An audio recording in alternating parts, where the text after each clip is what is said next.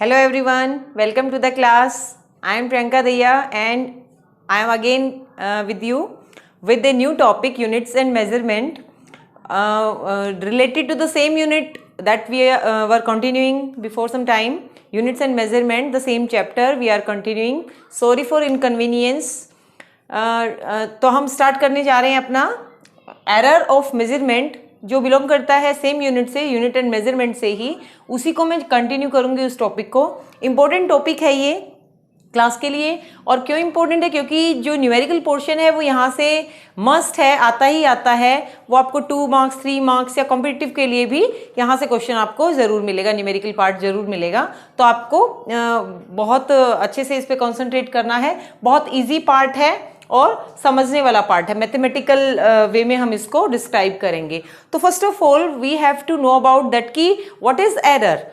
Error in measurement है क्या, उस पर जाने से पहले हम एक सिंपल ये देखते हैं कि जब भी हम कोई फिजिकल क्वांटिटी को रीड करते हैं, फिजिकल क्वांटिटी को मेजर करते हैं, when we measure any kind of physical quantity, that kind of measuring process that we go through that process, in that process we face some kind of problems, we face some kind of deviations in calculation. तो वो जो deviations calculation में आ रहे हैं, यानी जो measuring process हम करते हैं किसी भी ऑब्जर्वेशन, कोई भी क्वांटिटी को मेजर करने के लिए, उसमें जो भी हमें ऑब्जर्वेशंस मिलती हैं that are not correct all the time. मेरा कहने का मतलब है कि वो जो आपको मेजरमेंट्स मिलेंगी वो करेक्ट हैं ये श्योर नहीं होता है, और वो फिजिकल क्वांटिटीज के लिए मोस्टली नहीं होती हैं, वो स्टैंडर्ड वैल्यू को मैच नहीं करती हैं, जिसको हम ट्रू वैल्यू भी बोलते हैं। यानी आप ये मान सकते हैं कि जब हम मेजरमेंट की बात करते हैं तो मेजरमेंट क्या है, यूनिट्स में हमने इससे पहले पढ़ा था कि जब हम किसी क्वांटिटी को मेजर करते हैं किसी भी वे से, यानी जैसे हमने बोला कि जब स्टार्टिंग में स्केल को इन्वेंट किया गया तो स्केल का नहीं आइडिया था कि हम कितने डिस्टेंस को 1 मीटर कंसीडर करें। उसके लिए भी एक मेजरमेंट लिया गया प्रॉपर, उसके लिए एक स्केल बनाया गया कि हम इतने डिस्टेंस को 1 मीटर के लिए अलॉट करेंगे। तो वैसे ही अगर कोई पर्टिकुलर डिस्टेंस जो है वो 1 मीटर है और आप एक्सपेरिमेंटली उसको ऑब्जर्व करते हैं उससे कम या थोड़ा ज़्यादा, तो जो आपकी ऑब्जर्व वैल्यू है, एक्सपेरिमेंटल ऑब्जर्व वैल्यू जो है, अगर वो स्टैंडर्ड वैल्यू को मैच नहीं करती है तो दोनों में डिफरेंस आ जाता है, एंड दैट डिफरेंस अकर्स और जनरेट एरर, जिसकी हम बात करने वाले हैं आज। Okay, so we will know about the error कि what is error in measurement, the difference in true value and the measured value. Means true value जिसको हम स्टैंडर्ड वैल्यू बोलते हैं, जो किसी भी फिजिकल क्वांटिटी के लिए एक फिक्स मेजरमेंट होता है, that is called the true value और standard value. And measured value जो हम ऑब्जर्व करते हैं एक्सपेरिमेंटली, उन दोनों क्वांटिटीज में जो डिफरेंस होता है that is called error of measurement. इसमें डेविएशन आना लाजमी है, ये आएगा ही आएगा जब भी हम एक्सपेरिमेंटली गो थ्रू जाते हैं किसी भी प्रैक्टिकल में। यानी हमें इन एरर्स को, ये एरर एक नेगेटिविटी है, जब भी हम कोई एक्सपेरिमेंट या कोई भी प्रैक्टिकल हम परफॉर्म करते हैं लेबोरेटरी में, तो ये एक नेगेटिव पॉइंट है। लेकिन हम इस कितना उसको एब्सोल्यूट बना सकते हैं, कितना उसको करेक्ट कर सकते हैं, कितना हम स्टैंडर्ड वैल्यू को अचीव कर सकते हैं, उसके लिए हमें क्या करना पड़ता है कि हम एक्सपेरिमेंट में जो ऑब्जर्व करते हैं, आपने देखा होगा जब आप अपने लैब रिकॉर्ड में अपनी वैल्यूज पुट करते हो, ऑब्जर्व करते हो, ऑब्जर्वेशन टेबल हम बनाते हैं, तो हमें उसमें बहुत सारी वैल्यूज लिखनी होती है। एक सिंगल वैल्यूज से ही हम रिजल्ट नहीं निकाल लेते। तो वो जो बहुत सारी वैल्यूज हैं तो उनको क्या है कि वो मिनिमाइज करती हैं, that are helpful to minimize the error in measurement। तो वो एक्सपेरिमेंट में जब हम मेजरमेंट में कोई भी एरर कैलकुलेट करते हैं तो उसको हम कैसे रिड्यूस करें, कैसे मिनिमाइज करें, उसके लिए हमें अपनी ऑब्जर्वेशंस को इंक्रीज करना होता है। जब हम ऑब्जर्वेशन को इंक्रीज करते हैं फिर हम उनको सम करके एक एवरेज वैल्यू निकाल लेते हैं, तो हम नियर बाय, हम ऑलमोस्ट उसको करेक्ट कर सकते हैं कि हम नियर बाय एक स्टैंडर्ड वैल्यू के अप्रोच रीच कर सकते हैं। तो उसमें हम एरर का वो करते हैं। तो अब जो मेन था कि हम एरर जो मेजरमेंट है वो है क्या, वो डिफरेंस है, यानी हमारी एक्यूरेट वैल्यू स्टैंडर्ड वैल्यू में और हमारी मेजरेबल ऑब्जर्व्ड वैल्यू में डिफरेंस होता है। दूसरा, ये बहुत टाइप का होता है। हमने कहा कि जब हम कोई एक्सपेरिमेंट परफॉर्म करते हैं तो वो डेविएशन आता ही आता है। वो किस तरीके से आता है, अब आप कैसे समझेंगे कि वो डेविएशन कैसे आ गया। अगर मैंने आपको कोई बोला कि हम प्रैक्टिकली जैसे देखते हैं कि अगर आपने कोई डेंसिटी का एक्सपेरिमेंट किया, आपने डेंसिटी ऑब्जर्व की, all of us no about the density of water, कि जो वाटर की डेंसिटी है that is 1000 gram per centimeter cube. But if you observe that value experimentally 920 something, 930, 920, any value, if you get this if you get this value from the experiment but the standard value is 1000, the gap generate and the difference generate and this difference makes an error in your practical. तो इस type की situation को remove करने के लिए हम उन calculations को, हम उन्हीं सेम प्रोसीजर को, ऑब्जर्वेशंस को बार बार रिपीट करते हैं जो हमें हेल्प करती हैं एरर को रिड्यूस करने में. अब बात करते हैं कि जब एरर जनरेट हो गया तो किस किस वे से हम उसको निकालेंगे. अलग अलग टाइप के एरर होते हैं. आपको अपने क्लास 11th स्टैंडर्ड में जो एरर का पार्ट है हमारा, उसमें हम कई टाइप के एरर पढ़ने वाले हैं, जिसमें relative error, random error, percentage error, ये सब हम करने वाले हैं. जैसे मैं और बात करते हैं कि आप जब क्वेश्चंस पे आएंगे, न्यूमेरिकल पोर्शन को सोल्व करेंगे, तो आप सपोज करो कि you are going through an experiment where you are calculating और where you are discuss the experiment related to gravity. All of us know gravity is 9.8 meter per second square. We know this value, but experimentally you don't get that kind of value. You get 8 point something, 9 point something, or 10 point something. You may get value more than or less than from the accurate value. It is not necessary कि always you are getting lesser value or larger value from the accurate value. No, it is not necessary. You can get any value. It may differ a larger way or in a minute way. It depends on the observations कि how you are performing your experiment. तो ये जो values आई हमें, तो जब भी हमें error का क्वेश्चन या एरर का पार्ट हमें करना होता है, प्रैक्टिकली हम परफॉर्म करते हैं. जब हम रिजल्ट तक पहुंच जाते हैं, एक वैल्यू निकालकर एक रिजल्ट हमने निकाल लिया है, तो उसके साथ हमें अपना एरर जरूर लिखना चाहिए कि हमें इस एक्सपेरिमेंट में स्टैंडर्ड वैल्यू से इतना डिफर एरर मिला है. तो जो वैल्यू हमें मिलती है, अगर हम उसको कंपैरिजन करें, तो हम जो इस पूरे एरर ऑफ मेजरमेंट का जो मेन पार्ट है वो ये है कि जो एरर ऑफ मेजरमेंट है that mainly depend on comparison of measurement to the standard value, observed value and to the standard value. That comparison depends on the error.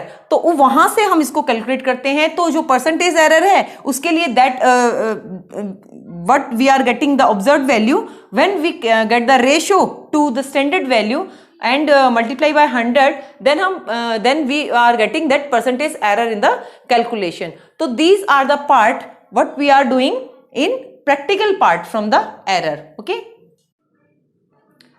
so next we are doing types of error. Error जब generate हुआ तो how many kinds of errors are generating when we are going through an experiment? That are systematic error, random error and gross error. ये जो errors generate हुए, इनको one by one read करने वाले हैं कि ये एरर किस रीजन से जनरेट हुए, कैसे रिमूव किए जा सकते हैं. तो लेट्स डू. सिस्टमैटिक एरर जो हैं वो कोज नोन होते हैं, मीन्स हमें पता होगा कि ये किस रीजन की वजह से जनरेट हुआ है इन द एक्सपेरिमेंट. ऑब्जर्वर इसको इजीली फाइंड आउट कर सकता है. Can be minimise. जब हमें ये पता है कि ये एरर कहाँ से जनरेट हुआ है तो हम उसको इजीली मिनिमाइज भी कर सकते हैं, रिड्यूस किया जा सकता है. कैसे?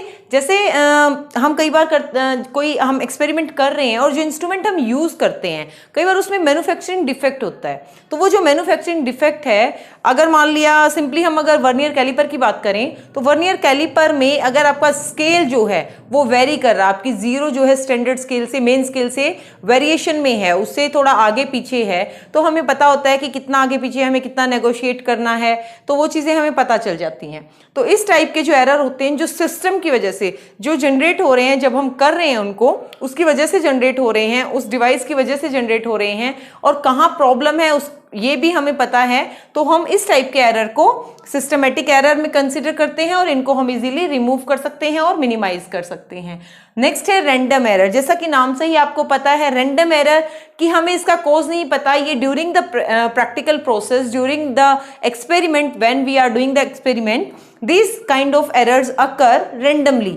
So these occurs irregularly due to the unpredictable variation in the experiment.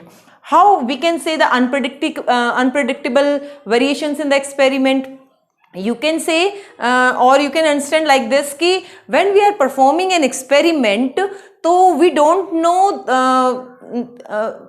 in between or you can say कि during the experiment temperature can be vary, pressure, atmospheric pressure can be vary. तो these kind of effects that the experiment go through, तो जो उसमें errors और उसकी reading में, observation में, यानी कुछ जो टाइप के एक्सपेरिमेंट हैं उनमें प्रेशर, टेम्परेचर और हमारे सराउंडिंग का बहुत इफेक्ट पड़ता है। तो अगर सराउंडिंग इफेक्ट की वजह से किसी भी काइंड से वो एरर जनरेट हुआ तो हम उसको फाइंड आउट नहीं कर पाएंगे कि कहाँ कितना टेम्परेचर वेरी किया, कम ज़्यादा इमीडिएटली। तो उसको हम ना तो इजीली रिमूव कर सकते हैं और ना ही जज कर सकते हैं कि ये कहाँ से जनरेट हुआ है।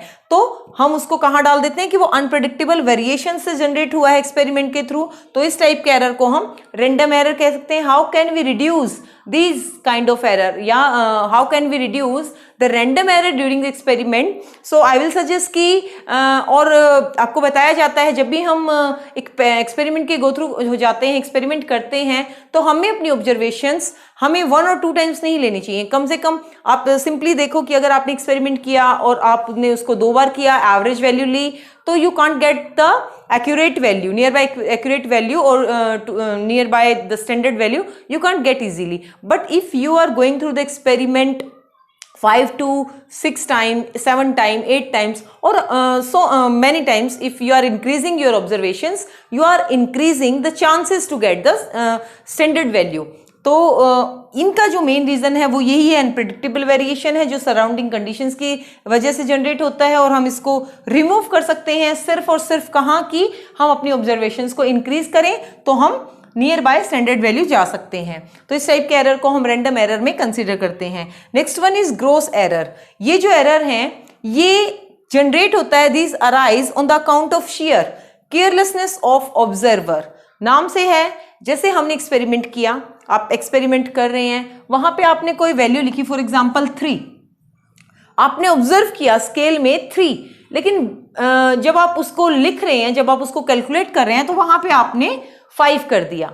आपने पूरा एक्सपेरिमेंट कर लिया है, कैलकुलेशंस कर ली हैं, जहां 3 होना चाहिए था आपने पूरे एक्सपेरिमेंट को 5 के अकॉर्डिंग सॉल्व कर दिया है और आपको नहीं आइडिया है कि आप कहाँ मिस्टेक कर गए हैं। तो वो जो केयरलेसनेस की वजह से है वो एरर ग्रॉस एरर में कैलकुलेट होता है। और आप कह सकते हैं जैसे सिंपली हम कई बार 3 को 8 कर दें, 8 को 3 कर दें, या स्केल में रीडिंग 5 है, आपने 6 ले लिया है उसको, हमें कई बार विजिबिलिटी की वजह से वो 5 ही था एक्यूरेट, लेकिन हमने उसको गलत रीड कर लिया 6।